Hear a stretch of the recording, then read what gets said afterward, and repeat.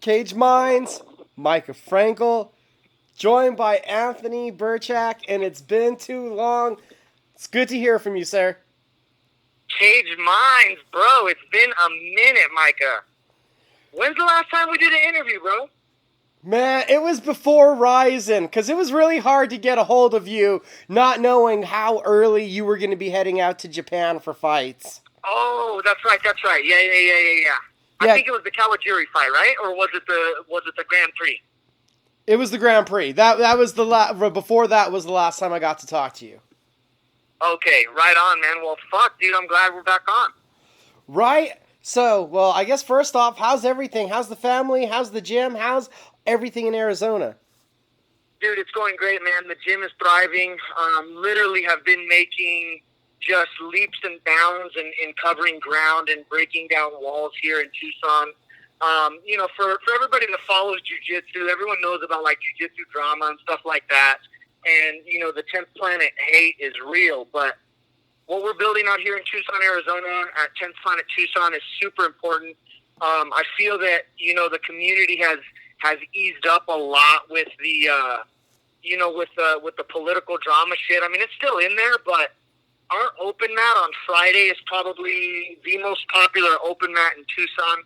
We get about 7 to 8 different academies, and when we're on and popping, our most popular open mat gets about 40 to 50 people that we've had in there before, and on an average, we stay high 20s, low 30s. So being able to bridge the gap between a lot of these academies and show them that, not only because I'm one of the least 10th planets. I'm obviously a wrestler, so I want to be on top. I do play rubber guard, and I do play a lot of lockdown, and I show people how to use it for, self-defense, how to use it for mixed martial arts, and how to use it for sport jiu-jitsu. And every Friday I do a free wrestling class for anybody in the Tucson Jiu-Jitsu community that wants to join. And not just the Tucson Jiu-Jitsu community, but the Arizona Jiu-Jitsu community. So anybody can come into my gym on a Friday and learn high-quality Division I style wrestling. I got an assistant coach now. His name's Brian Scambler. He was a Olympic trial silver medalist in Greco-Roman wrestling. He wrestled with me in college at Grand Canyon University. And he's helping me take over. He's won IBJJF Worlds at Blue Belt, and he just won the Pan Ams and Nationals at Blue Belt too. So the dude's a savage in grappling as a general, and he's at a different school, you know what I mean? So for him to be an assistant wrestling coach at 10th Planet and come from a rival school it shows that a rising tide raises all ships, and no matter what school you come from, if you come and train at 10th Planet, with me and my crew, you're definitely going to get your no-gi and wrestling game, up. And you asked about the family, and they're in it to win it, man. My daughter, my sons, everybody's Mercedes, everybody does this thing together. So, we're working on building this gym really, really big. And everybody that's listening right now, I've had guys from Jackson come out and visit me. I've had guys from Extreme Couture, all different 10th Planets, obviously, but big gyms like Extreme and big gyms like Jackson's, getting people out here. I want to send an open invite to anybody that wants to come do camp out here. I got a full cage. We're able to design a full camp. So if you guys want to come train or just train part of your camp out here, I openly invite you guys to come out and train with us. How crazy is it for you? Because we were talking in the beginning days, we know the challenges of starting and opening a new business, and like you said, getting your foothold in there, and now to strive and find success these years later and still have the same building. How big has that been for you guys? It's been awesome because when we first opened up, the 10th Planet name itself obviously attracted around 50 to 60 people. And I had some members, before we even opened our doors, I was like, look, this is the VIP membership. They're like, well, we want to see the facility. I was like, it's not done yet. If I take you there, you're just going to see concrete and you're not going to want to sign up. I said, but the people that are going to sign up with me just on faith that we're going to be able to run a successful program, those guys are going to be the ones that get high-level training for $100 a month and no enrollment. And 60 people, before I even opened my door, had already signed 1-year contracts. And I had, so I had already had the rent covered, the utilities covered. Everything was covered just with my first 60 members, and then on top of that, we added, the U of A students and now the Davis Mountain Air Force Base. But that also has kind of hindered us, because if we were a college town, that would be one thing. If we were a military town, that would be another thing. But we're both. So when we get the outflux of people, of the U of A students going home for break, or, Davis Mountain deploying guys, we get hit really hard with a low membership. But then again, the highs are super high when school is in session and when Davis Mountain is loaded up with everybody, there at the base. We have tons and tons of people. We get 30 people in class. 35, I think, is the highest we had in any class. And then now we stay at like a high 20, 26, 28 people. So it's really hard when the influx happens. But I used to date this girl, and she worked in the fashion industry and makeup. And she was telling me, I never like really paid attention to her, which is bad. But the things that she said stayed in my mind, because she was like, Tucson is behind on trends by 3 years. And I was like, well, what do you mean? She's like, things you see people wearing in New York and LA today will not be popular in Tucson till 3 years from now. And I was like, you're crazy. She's like, no, it's like we're stuck in this perpetual behind the times thing. And I never thought of it, right? So when I opened the gym, I kind of started seeing that, we opened with those initial 60 members, and then we never really exponentially grew after that. This is my 3rd year, and we just broke 100 members, and the classes are thriving. The MMA class is blowing up. We just installed a full cage in the back, like I said. I expanded the gym 1,700 more square feet for the MMA and wrestling club programs. So it took 2 years of really grinding and not taking a payroll and struggling with finances. And now I'm able to really, build a good fight team where I don't have to go out to a different camp. I can actually stay home and trust in my training partners here that are going to get me ready, that know me better than anybody else. Also, we've seen, just online watching, I've seen the gym grow to the place where you guys have competitions. You hold competitions in there, and not every gym is doing that. I mean, it's really become even just a hub for, like you said, everybody getting together there. Yeah, if you look at our student body, we're 98% competitor, and I think that does intimidate some people and scare them off. But I'm not forcing you guys to compete. I always have a speech with everybody. Let's just start this off for fun. Let's start this off for fitness. Let's meet new people. And then once you realize that this jiu-jitsu thing is super fun and that you get really good at it really quick, then if you want to test the waters of competition, I will 1,000% put my hand in the middle of your back and push you up that hill if that's what you want to do.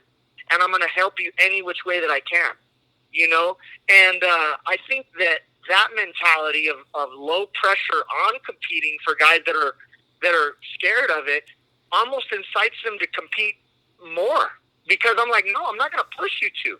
It's scary to compete.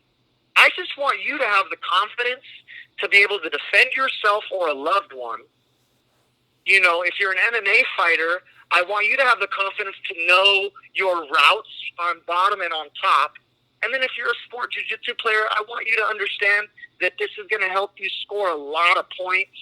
And then in the sub-only thing, our leg lock system is one of the top systems in no-gi jiu-jitsu. So we'll be able to progress through sub-only tournaments very, very fast.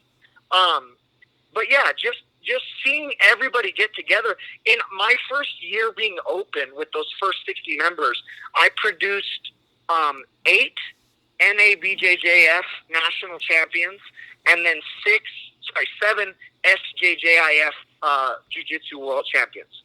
So we came out of the gate super strong with that first wave of competition team. I mean, I had my first EBI qualifiers competitor. I've had my first On It Invitational representative as a female as well. And we've just continued to go strength to strength. But it's definitely due in part to everybody kind of swallowing their pride and being able to cross-train. Because like I said, the political drama between not being able to cross-train, it only hinders jiu-jitsu as a whole. You know, that's fine if you want to preserve your style of jiu-jitsu. You can still do that. But you'll never know if you're only grinding with the same dudes over and over in the room, and they know your past and they know what you're looking for. You're never going to know if you're truly getting your stuff and if you're even advancing. I tell everybody, I want you to go train at another gym so you can see how well our style works. And if they shut it down, let's bring it back into the room. Let's look at what was happening and how we can make it better. Right? So open mats and doing cross-training really only expands the growth of jiu-jitsu in a community as a whole. It shows you, hey, this is the jiu-jitsu that I want to ride with for the rest of my life. Or, hey, that jiu-jitsu over there was doing something to me that I couldn't stop, and I want to have that. You know, and a lot of people think it's, you know, that Creonchi mentality of being a traitor or doing, it's not, man. It's like, I tell all these egotistical black belts and these entitled black belts, because some of them have degrees in college, right? And I go, hey, listen, what do you know? Well, I was a major. I'm a mechanical engineer. Oh, you're a mechanical engineer and you're a jiu-jitsu black belt? You have to be a brilliant mind. So why are you so narrow-minded?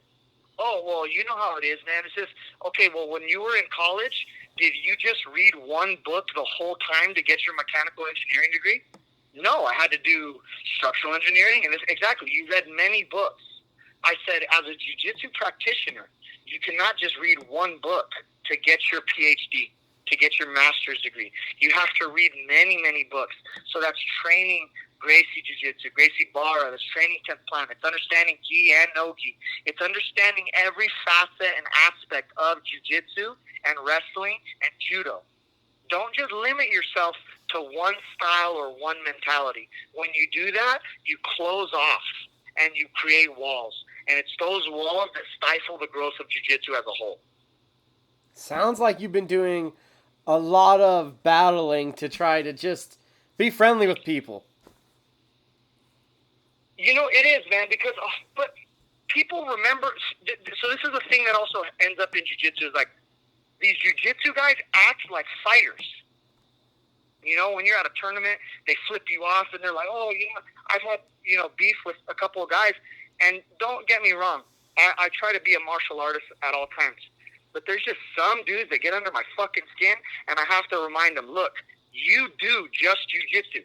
I fight, and I do jiu-jitsu, and I do them both very well. One is going to rearrange your fucking face. So chill out how you're talking to me, chill out how you're talking to my fucking teammate, and let's not have this kind of conflict. Because at the end of the day, you're going to try to do jiu-jitsu on me, and I'm going to be landing elbows. And that's going to change your life. And as barbaric as that sounds, we can either have a discussion or we can do that other thing. You know, so even being nice, it's people, there's just people that don't want to buy into it. You know what I mean? They're just stuck in their ways. But I've done a lot of growing over my last 4 years. A lot of the people that I've had fallings out with, and I'm talking bad fallings out with, I've reached out and I've apologized. Because even though I might have not done anything wrong at that time, it was obviously something enough wrong to affect them. And I apologized. And I said, look, I was dumb. I was a young kid. You know, I've even, my current black belt, Casey Halstead, refers to me as a Pokemon. If he needs somebody dealt with and he wants to fight somebody, he's going to reach in his backpack and throw me at him. You know what I mean? And I don't want to, as cool as that analogy is, I don't want to be that guy. I want to be somebody that you can talk to and resolve something verbally rather than physically. And becoming a martial artist is way more than just being able to whoop somebody's ass. It's definitely something about reaching this mental, even playing field where we can come to a resolution amicably. Is this age? Is this jiu-jitsu? What's kind of helped change the mind to want you to change the mindset? I don't know, dude. I don't know. I think it's just me literally. I think realizing that no matter, me being a black belt in jiu-jitsu, me being a brown belt or a purple belt, there were certain stages in my life when I realized there's just always a bigger fish, because we've had interviews before, and I'm still brash. Don't get me wrong. There's still fucking people that get the sharp end of my tongue, but I try always first to do it the nice way. And then if you don't want to deal with the new Birchak, you can deal with the old one, and he's a fucking asshole. And I think when I was out in Vegas, I saw that asshole almost having to come out, didn't I? Yeah, maybe, man. Oh, fuck. We could talk about that. All right, well, next up for you is LFA 72, and we're glad to see you still on the card. But shit, you were in limbo there for what, like 10 days? Yeah, I would say it was about 10 days. I was in LA for the 10th Planet qualifiers for combat jiu-jitsu. I took one of my 170-pounders out there, Cody Elmer. He's one of my brown belts. And we were out there all weekend. I was training for the fight. And the Monday that I was getting on the plane to come back to Tucson, my manager called me and was like, hey. And I was like, oh, you only call me when something's not good. Ouch. So I got on the phone with him, and he's like, so this is what happened. He's like, Nohelin got called up to the UFC to fight Chito. And at this time, Chito's original opponent was Sean O'Malley. And Sean O'Malley popped dirty and was flagged by USADA. But I knew about the Sean O'Malley thing for about a month and a half. That was like old news. You know what I mean? Yeah, no, he had been going around, even making the rounds in media. We had heard, kind of same John Jones picogram thing. He was off the card, though. Sean O'Malley said that? Yeah, I had thought it had kind of already been out there that something was happening and he was off the card already. Yeah, that's exactly. So it was a long time, and 3 weeks or 3 days before UFC 239, they pull my opponent. Now, I'm not mad. This is where everyone on Twitter fucking lit me up. Everyone's like, oh, you're just salty because you're washed up and this young kid's getting his opportunity. You would have done the same fucking thing, blah, blah, blah, blah, blah. You're right, I would have. But here's where I'm fucking mad, okay? Jason House, who manages a lot of bantamweights, manages Nohelin and Chito Vera. Okay? So I'm mad at the fact that, because when I lit him up on Twitter, he's like, yo, I thought we were homies, what's up? And I was like, that's what I thought. So if you manage 100 bantamweights and you pull my opponent, why would you not put in one of your other guys? Just as a fill-in. It's already hard for me to find fucking fights as it is. And you're going to pull the one dude who said yes to me? When Combates comes to Tucson, they go through 14 opponents. We literally went through 14 opponents for LFA. And in the last LFA that was in Phoenix, we went through 7 to 10. And couldn't get on the card, right? Yeah, and I couldn't. Yeah, so it's like, okay, the one time that I find this fight, and you manage both fighters, you obviously can't have one of your highest earners not earning for you. And then you have this kid that's on a 4-fight win streak, but he's been on a 4-fight win streak for a long time, so why didn't you get him in the UFC earlier? Now, so all the timing was what frustrated me. And I fucking blew him up on Twitter, and I felt like a piece of shit.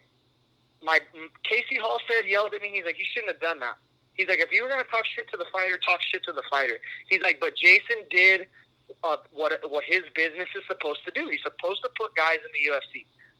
And I understand that, right?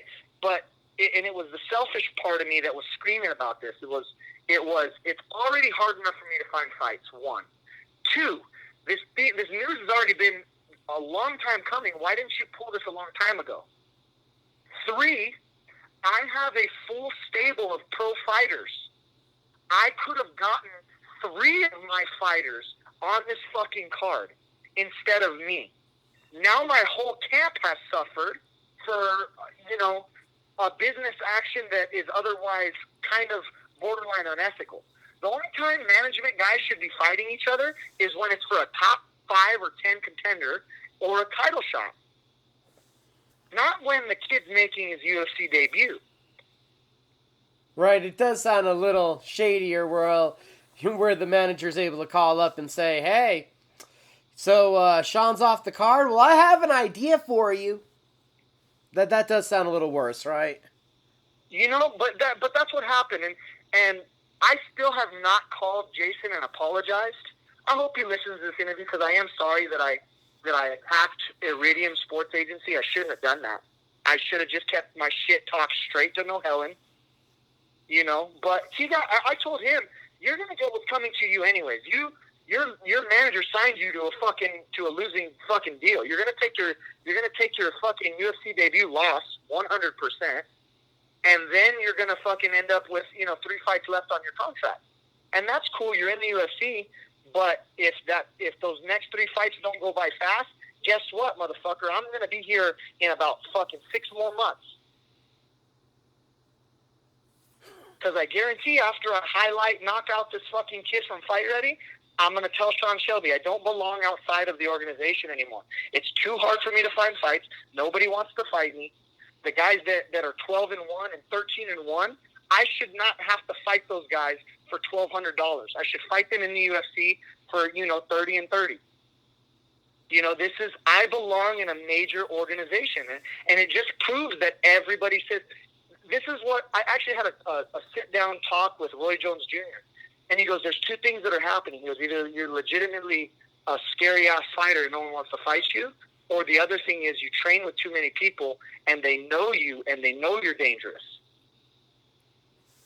And I said, well, it's kind of both, because something else happened where Roman Salazar's opponent fell out, and then my opponent fell out, and one of the other guys on the card was like, well, why don't you and Roman just fight each other? And I was like, I'm down. And then I got a DM from somebody, and he was like, yeah, Roman said no. And I was like, yeah, I know. So even the guys that have the opportunity to fight me that are high level, they say no. So I'm in this limbo, and it's like, do I go back to Rizin where I went 0-3, and I've never been 0-3 in anything in my life? You know what I mean? Like, that was the first time that I really contemplated retiring because I was like, man, is this the end of the road? Am I really washed up? But I went back and I looked at my fights. I performed great against Kawajiri. I thought I won the Otsuka fight, and I thought I won the Jae-Hoon Moon fight. What do you attribute? What did you think? Why did those not go? The 2 splits go in your favor? I don't.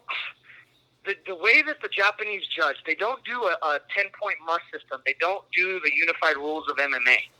They judge the fight as a whole, which still is confusing to me because in the post-fight interview, right, one of the guys said, he goes, do you think that if you're finishing in the 3rd round better instead of coasting and just boxing and circling the ring and moving around and counter-striking, do you think that by not finishing the 3rd round it's hurting?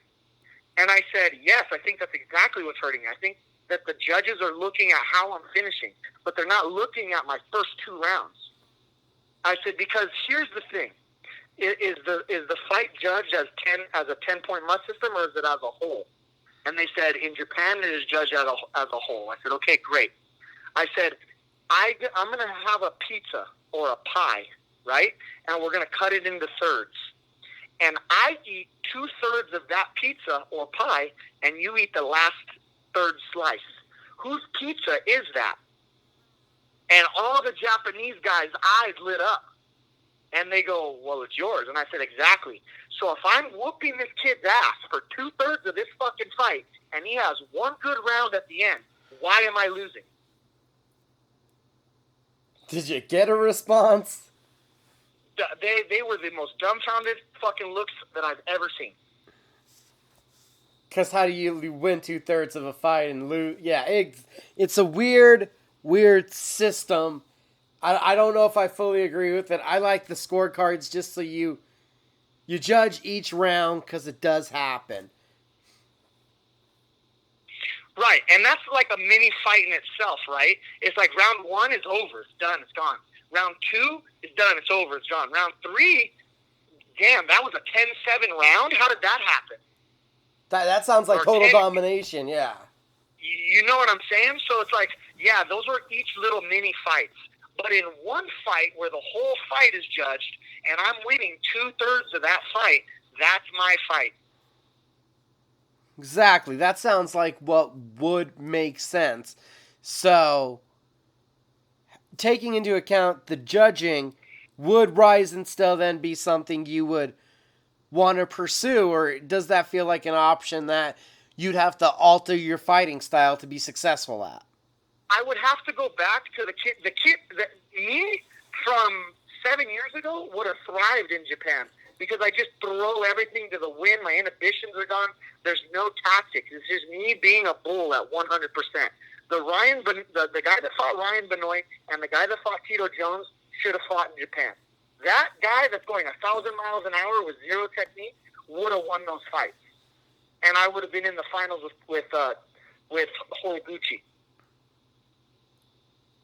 You know, but they wanted to see me get real Mexican, and I was too calculated. I was too dialed in to counter-striking, striking, wrestling. You know what I mean? And it played against me big time. And now, going forward, if they offered me another contract, it would literally just be me signing with them for money opportunities. You know what I mean? Like fighting Horiguchi, for $100K, or fighting, what's his name, Takeya Mizugaki for, 50 G's. It would be something like that. It wouldn't be me expecting to go over there and win. You would have more of a, I guess it's a realistic perspective of what the judges are going to hand you. Yeah, I mean, it would be like I'm going to fight my ass off, I'm going to get paid, and if I win on accident, fucking dope. You know what I mean? There was a year between the Rizin and getting back to action when Combate. Was that more of that issue of just finding a willing dance partner? Absolutely. I thought coming back 0-3, people were going to go, wow, he really is washed up. Let's get him now. Let's beat him. He's got a name. He's fought for UFC, Bellator, and Rizin. If we're going to take him, we're going to take him now, and he's going to be a great name for the resume. But that's not what happened. I think everybody watched those fights and go, fuck, he lost on paper, but when you look at the fights, he's in all three of them, especially with Kawajiri. I didn't get finished. I didn't get finished in any of those fights. But, for me to move up to 45s and not get finished by somebody that has a 98% finish record from Mount, that's big. We've talked about your time in Rizin, and we've brought up your time in the UFC. Why the hell has Bellator not signed you? They need to grow a bantamweight division. Yeah, it's the same 6 guys fighting all the time. It's kind of annoying. My buddy Jay Arch right now is tearing up the division, and even then, they gave him a title shot at 45, not 35. So that's already frustrating for me, and I'm not even there. And it's like, yeah, I don't know why Bellator has never, ever made an offer. We've talked to Rich Chu, we've talked to Sam Kaplan, we've talked to everybody that we need to talk to. I've even been taking to Instagram.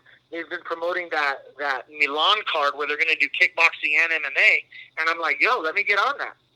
Like that's my family's roots. Like I literally have family that I've never met in the north of Italy, in Torino, and I mean, I that'd be another great opportunity. But I didn't have bad time in Rizin. The treatment, the way they treated me, was the most amazing treatment I've ever had in my life. And then awesome. Once I finally came back and Combates came to Tucson and Adam Martinez from Factory X stepped up to fight me, that was like awesome. we're back in it, you know. And then me getting a 51-second knockout did not help my case at all to try to find a fight after that. You know, they literally let me know at the end of that fight, hey, we're coming back to Tucson 3 times in 2019. We want to sign you to 1-fight deals just for the Tucson fights. And I'm like, that's cool. So 10 weeks out, they hit me up, and they go, hey, you're on the card. Okay, great. Main event. Perfect. Okay. 6 weeks out, they go, hey, we're trying to find you an opponent. We're getting close to locking one in. 4 weeks out, hey, we're about to lock an opponent in. 3 weeks out, he's about to sign. 2 weeks out, okay, he's signed. So I'm like, fucking awesome. I've known about this fight for 10 weeks, and 2 weeks out, you find somebody. You know, is he southpaw? Is he orthodox? Is he a wrestler? Is he a boxer? What is he? And it was just coming into the fact where I have a standard. I know, like a lot of people are like, well, are you a fighter or not? And I'm like, no, I'm a businessman. It doesn't make, and that's how me and Nohelin started talking shit to each other in the first place. He jumped on Twitter and goes, hey, you fucking pussy. He's like, you said no to me? And I was like, I don't even know who the fuck you are. And I went and looked at the list that LFA sent me, or Combates had sent me, and I was like, oh yeah. I was like, I said no to you because I actually think you're a legitimate athlete. And 2 weeks' notice is not smart for me as a businessman. I said, I have standards. And I said, I'll definitely fight you on a full camp, just not going to do it on 2 weeks' notice. And he goes, fuck your full camp. Are you a fighter or not? And I said, I am a fighter. I said, but I'm more of a businessman. I said, have a nice day. And then he started going, and he goes, and then like a bunch of dudes from his hometown started shitting on me, and he'll knock you the fuck. I was like, that dude has 9 wins or 10 wins and 3 finishes in his whole career. That guy can't finish shit. He's not knocking anybody out. And I used my famous line. I said, when I read his Sure Dog, it sounds like a fat chick in the Ben and Jerry's section where it's just decisions, decisions, decisions. And that was kind of the mic drop. I was like, that dude couldn't finish a fucking can of Coke, bro. Like, he can't. And then once I get a full camp from him, we go back to the beginning of this interview where it's just, it was everything taken away from me that I worked so hard for. Yeah, I gotta say, it probably didn't help your case if people were thinking you're washed up, 3 straight losses. And I've seen Adam Martinez get hit by the kitchen sink and not go down, and you finished him in 51 seconds. How did you do that? Yeah, I set a record for Combates as the third fastest organizational knockout, I think, and then the first fastest in the bantamweight history, or it's something like that. But I told everybody, I was like, that kid is small and takes way too much damage from smaller bantamweight. He's yet to fight a UFC-sized bantamweight yet. You know what I mean? I'm walking around bigger than ever. I've been lifting a bunch of kettlebells and doing this whole new workout routine that put a bunch of muscle on me. And I have a great strength and conditioning coach here now. We've been doing steel mace work, a lot of kettlebell work, a lot of battle ropes, and I'm just staying on a different workout plan rather than Olympic lifting, which I could only do maybe twice a week. With these kettlebells, I'm moving weight differently, faster, more explosively, and I can do it more often. And so when I was like, Adam literally takes too many punches to the face. I said, if I connect with one, I have way more power than anybody he's fought. I knocked him out on 1 foot. He had my leg in the air, and I knocked him out on 1 foot, and then he dropped. I let him get back up. He circled the cage, and I knocked him with a right uppercut, and he fell down again. I put him in a crucifix, and I started punching, and the ref stepped in. And he got so mad because he said it was a bad stoppage, and he wanted a rematch. And I told him, I was like, dude, I dropped you 3 times in 20 seconds of each other. Like, the next thing I was going to do was put you in a fucking hospital. So, obviously, back in the win streak with an exclamation point. And now we've had everybody scared of you again. But Ralph Montini. I hope I'm saying that right. Yeah, Raphael. Raphael Montini, he's going to be the opponent.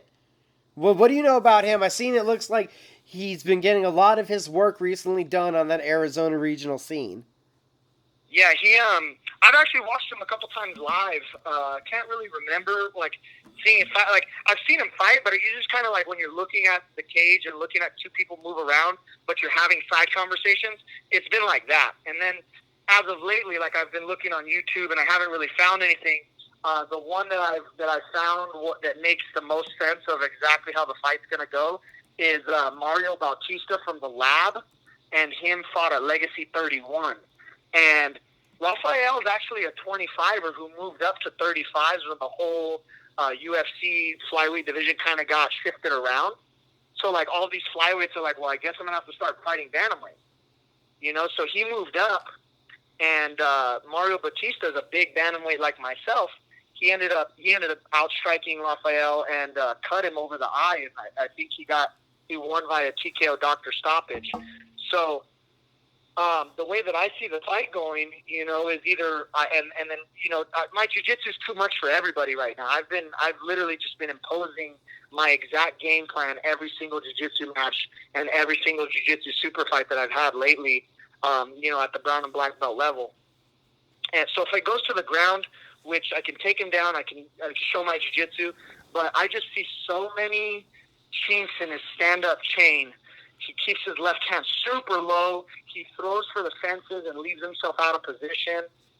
You know, I think I just have way too much experience in game planning for somebody like him. And when you look at who he's fought on his record, he hasn't fought anybody with more than 5 fights. So I'm definitely bringing a lot more to the table than anybody else he's fought before.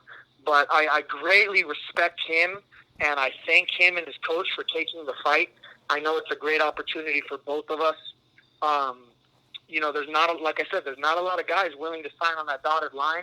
So for him to step up and you know, prove his mettle is huge to me. And anybody that has that kind of confidence is a fucking threat.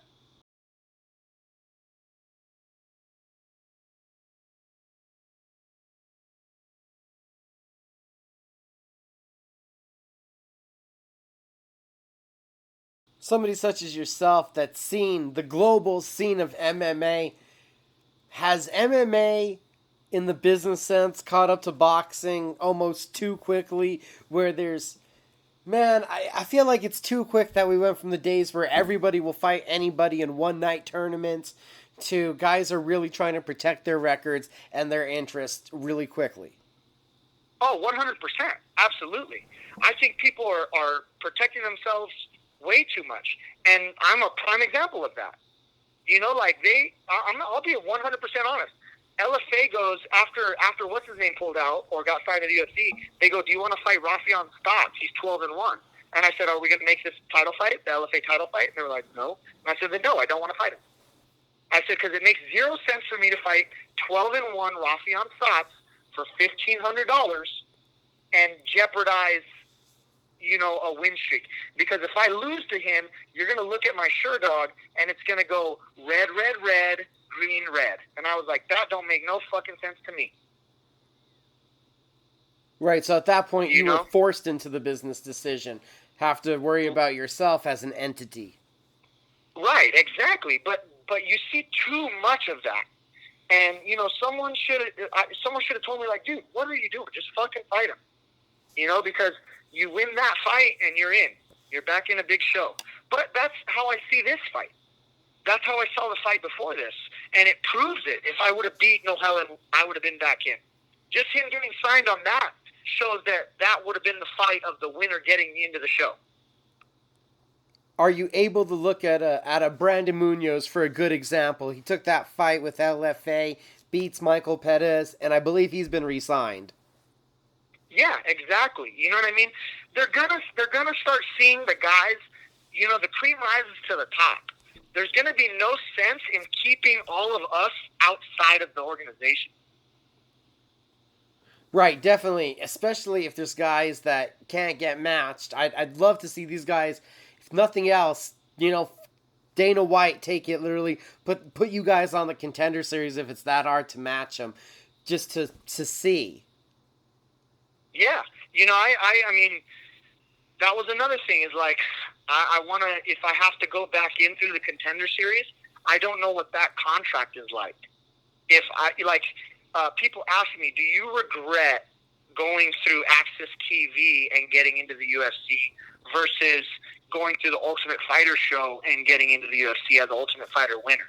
And I said no, because I remember a story when Efren and Bader won the Ultimate Fighter show, and Kane came in just as a guy that won on the regional scene, and Kane was automatically getting paid way more than the two dudes that won the Ultimate Fighter tournament.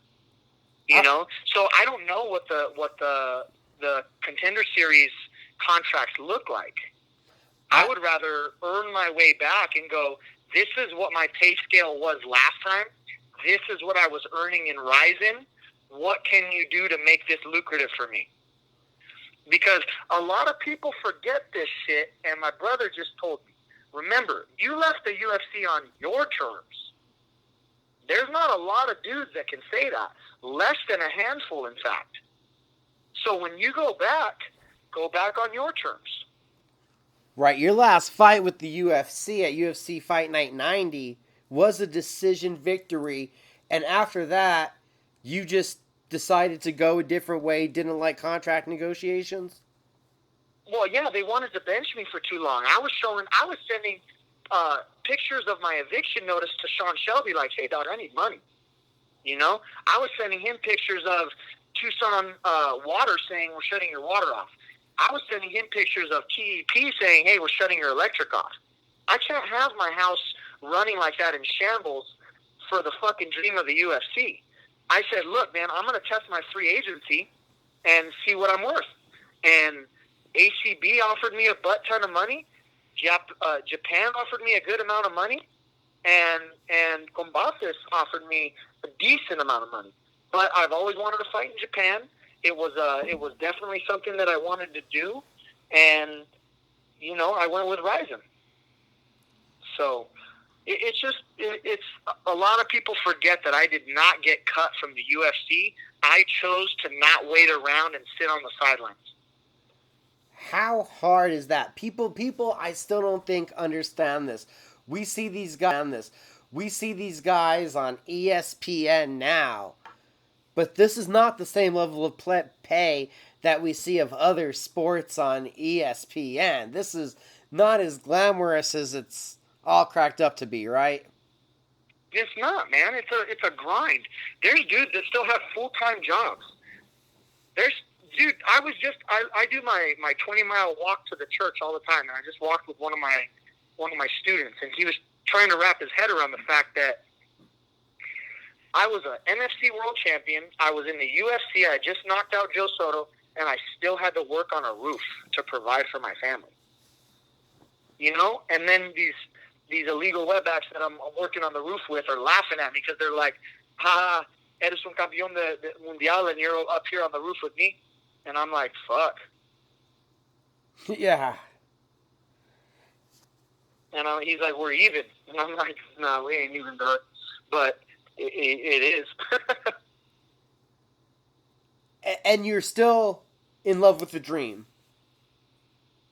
I'm in love with it, man. Yeah, fuck yeah. Everything that jiu-jitsu's been doing for me lately has made me fall deeper and deeper in love with this. The confidence that I've been getting with sub-only jiu-jitsu. Last year, there's a 10th Planet kid named Keith Krikorian. He went 74-2, right, in sub-only jiu-jitsu. And at one point, he was 64-0.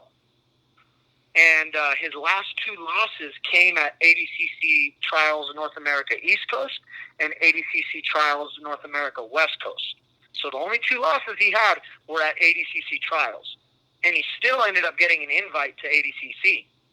But that record's impressive in itself. But I don't boast mine because it's nowhere near that. But I went 26-2. And for a gym owner, a guy that has kids and an active fighter, to have almost, a third of what he did with the same amount of losses, the only loss that I had at my weight class if you're looking at it, I would have been 25-1. 26-1 at 145. The other loss that I had came to a 205er in an absolute match, and I got ankle locked. So, I mean, the confidence that I had from winning everything in sub-only jiu-jitsu, I'm a 2-time Rise of the Prospects champion at 170 at black and brown belt division. At 170, even in jiu-jitsu, I couldn't find matchups to fight me. So I would have to go up 2 weight classes and beat these dudes, you know? And it's like, it was just giving me so much confidence. And now I'm taking that mentality and the confidence that I have in my wrestling and jiu-jitsu. You know, I won the 2018 USA Wrestling Men's National Championship. That's something that I've never been able to accomplish. And finally I accomplished it. And being able to have that amount of confidence that I have in my wrestling and have in my jiu-jitsu, taking that into MMA, watch what my second run in a big show is going to do. I'm gonna prove to everybody that I was just immature back in the day and my focus was distracted. So once I laser in, and I really believe in myself now, and I can see that I can compete with anybody in that top 10 in the division. You know, I hope that I upset a lot of motherfuckers that wanted to see me fall down. 33 years old. How have you found this rejuvenation? This it seems like you found your peak. You found like you've hit your athletic prime. Yeah, talking to, you know, Mercedes is always like, you have to hear it from somebody else. I've been telling this for years. And, you know, her just saying that I'm in my prime. I'm a man now. Like, when you're a kid, you're full of piss and vinegar, and yeah, you can win world championships on that. But when you take a step back and you look at where your flaws were, and you look and you're honest with yourself, and you look at what you can do and what you're capable of doing, the mind opens up in a different way. And I actually had the privilege of speaking with 5th degree black belt or 6th degree black belt Chris Howder, who's one of the Dirty Dozen. He's one of the original 12 American black belts. He told me, he goes, one day you're going to be on the mat and they're going to go, look how fast he is. Oh my God, look how athletic he is. Look at how agile. And he goes, and they're not going to be talking about you, son.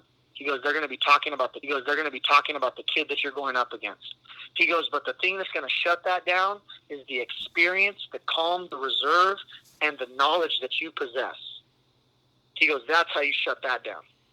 He goes, so be ready for that day. And he goes, and in that day, you're going to understand that you're in the time because you truly are unbeatable. You're at your best years from 30 to 38. He goes, from 33 to 38, that's when you really have your man strength, you have the mental fortitude, you understand that things are going to get hard, and you have to persevere through them. So that little piece of advice, I laughed when he goes, when they start seeing, look how fast he is, oh my God, his technique's amazing. They're not going to be talking about you? That one was like, oh shit, that's real. And now, how do you do this once again? Throw together a quick camp to get ready for Raphael, to get ready for next Friday night.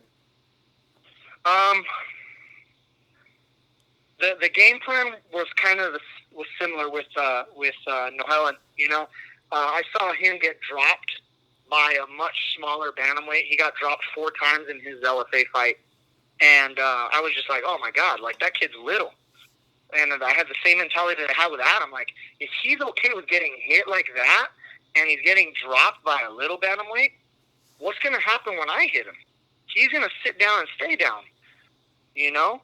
And the same thing with Raphael. He has a tremendous amount of talent in his camp. I don't know if you know this, but the lab has just had a mass exodus.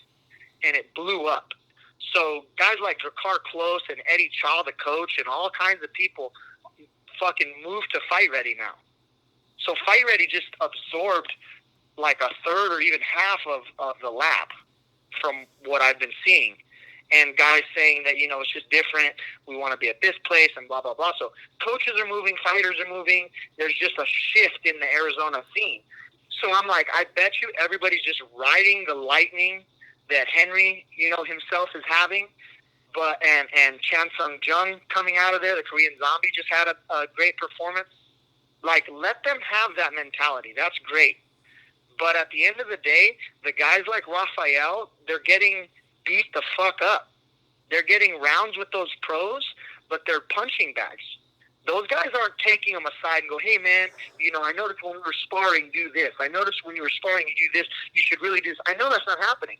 Those guys are just getting, their rounds in, beating the shit out of them, and moving on to the next one.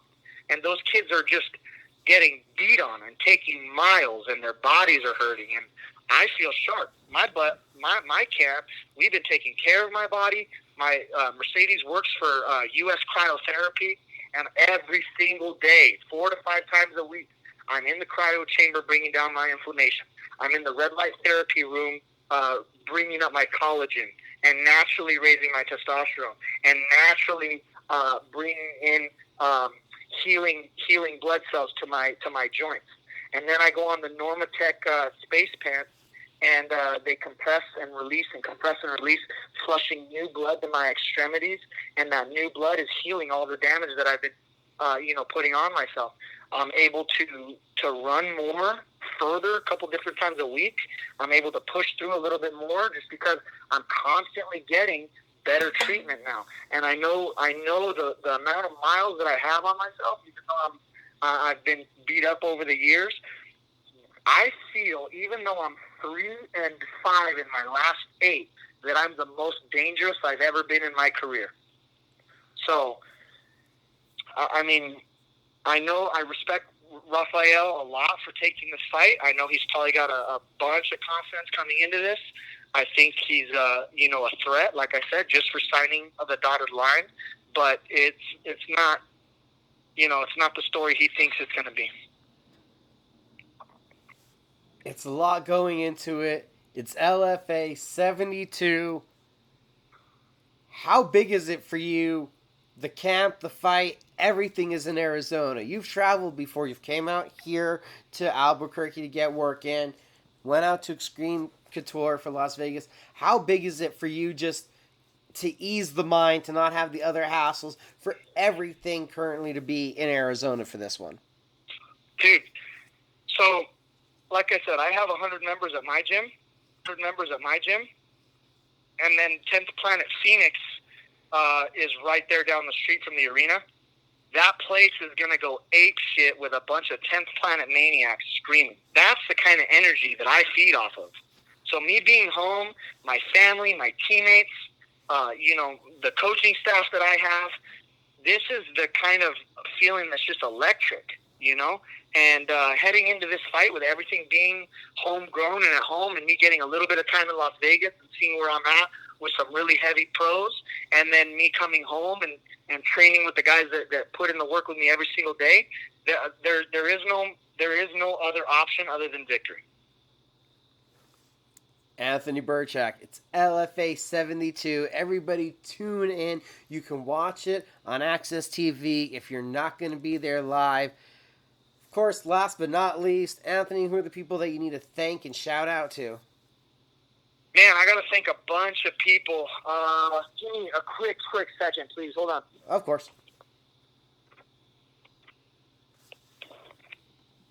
All right, so a lot of people jumped on my shorts for this fight.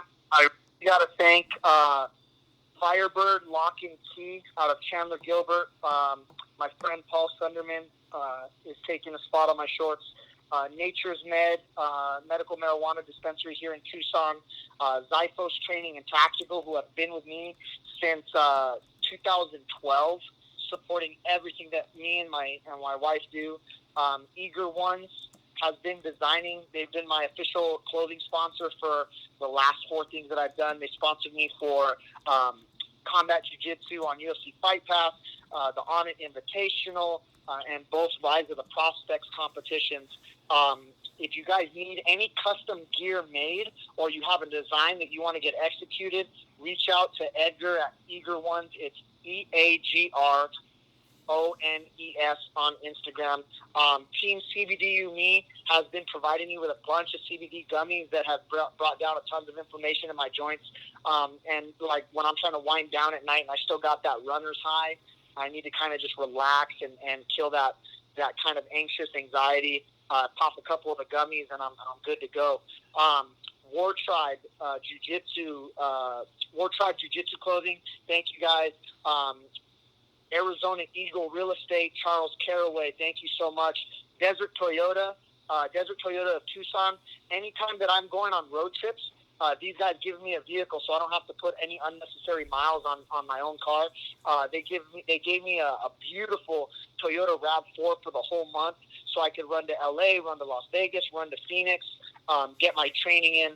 It's been amazing. Thank you guys so much at Desert Toyota. If anybody in Tucson, Arizona needs to buy a new car or even needs to rent a car, please hit up my people at Desert Toyota. Clayton Jones Images, professional photographer. He does all kinds of super events. If you guys need a photographer for your next event, please hit up Clayton Jones. We got Infusion Health Arizona IV Medics are the ones that are rehydrating me after this fight. They're coming to my hotel room. They're doing doctor's calls. I'll be able to get rehydrated with Arizona IV Medics. And then last but not least, you guys may not be able to make it to the fight, but y'all better make it to the after party. Friday night in Phoenix, Cobra Arcade Bar is doing the first after party in Phoenix. Okay? Cobra Arcade Bar. The following night, Saturday, in Tucson, we're doing another after party for the Tucson friends, fans, and family. If you guys want to come to Cobra Arcade Bar in Tucson on Saturday. So Friday night, Cobra Arcade Bar, Phoenix. Saturday night, Cobra Arcade Bar in Tucson, Arizona. Thank you, everybody that jumped on my shorts, banner, and fight shirt. I greatly appreciate your guys' support. He's a busy man, an amazing fighter. Can't wait to see him in action. LFA 72.